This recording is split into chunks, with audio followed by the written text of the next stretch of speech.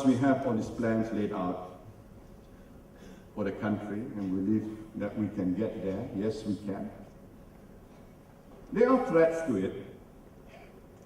Not the least, there are people out there who have come up with grandiose manifestos that run counter to what I have been saying, the philosophy of how we manage the resources, especially our oil and gas resources for the country.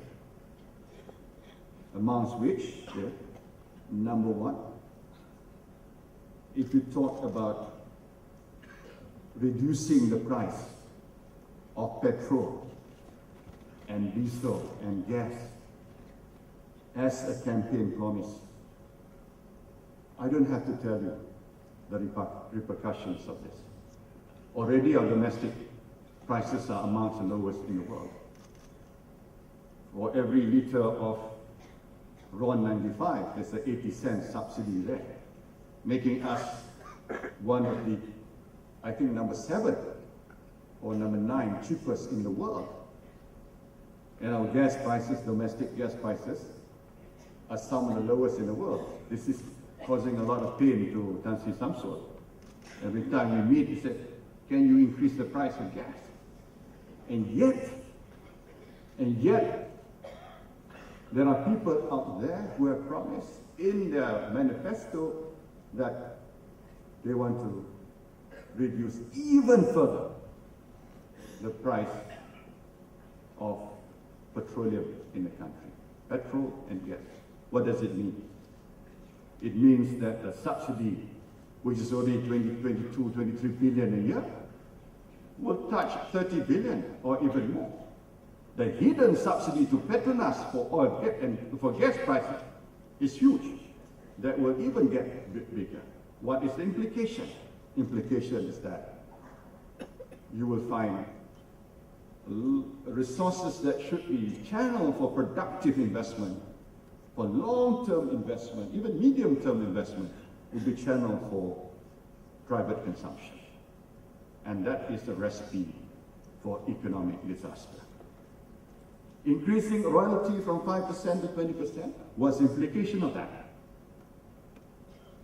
I just mentioned that the oil and gas industry requires huge amounts of capex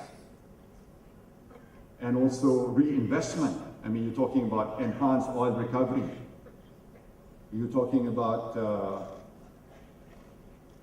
exploring deeper or oil fields in deeper waters and other innovative investment that you need to do. That requires investment.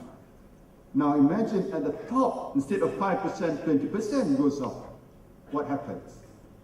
Not only the treasury will be affected, but Petronas' ability to reinvest and to invest the amount that's required to look for new reserves.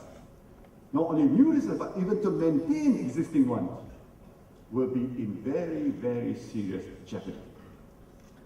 And that you should know even better than I do.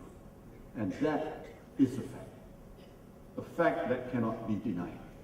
Is the fact that Tan Sri Samsul keeps on saying to me that please ensure Petronas has enough reserve to do reinvestment.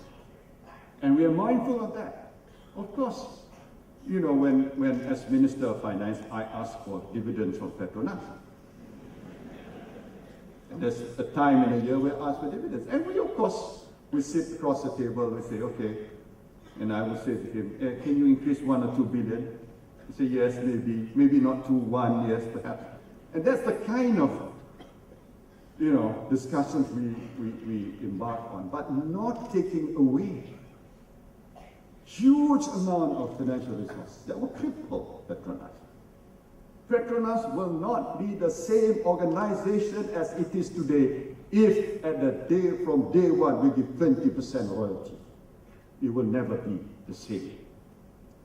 But when the money goes into the coffer of the government spends actually more through the government system to states that are producing oil. So it is a win-win situation. We make sure Petronas has enough money, reserves for investment, reinvestment. At the same time, there's enough money through the national budget, and TCD was part of the system for many years, understands this, appreciates this fact. So the money goes for development, operating expenditure, Sabah, Sarawak, Terengganu, and a lot of activities taking place there.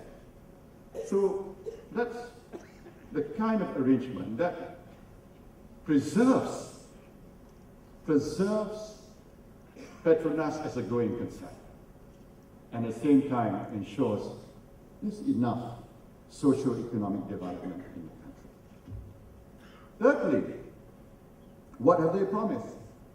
To create a permanent standing committee in Parliament. In their manifesto. In other words, MPs in Parliament can summon Petronas, can summon the chairman, the president of Petronas to appear, giving instructions. Can you imagine that? What would do to Petronas, the independence, the flexibility? You will be hampered. I mean, right now we're giving you a lot more flexibility. I've even decided a few months ago that all the big tenders that used to be referred to Treasury, I said, no, why should I decide? Give it back. Let the board decide. I said. So it's gone back to Petronas. I don't make the final decision. No, it doesn't.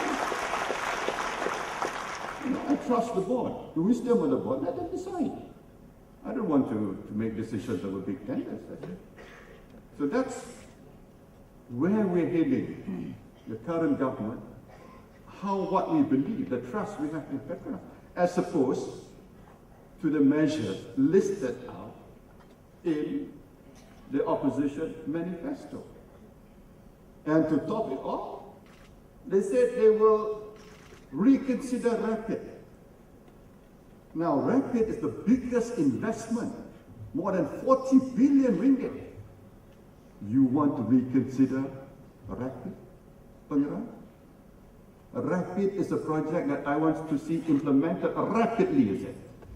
Must say. But the opposition wants to put it in reverse gear. Again, they are acting against the interest of Petronas. So I rest my case. I've said, I've given you the facts. And the time will come soon for you to decide. And please decide wisely. Because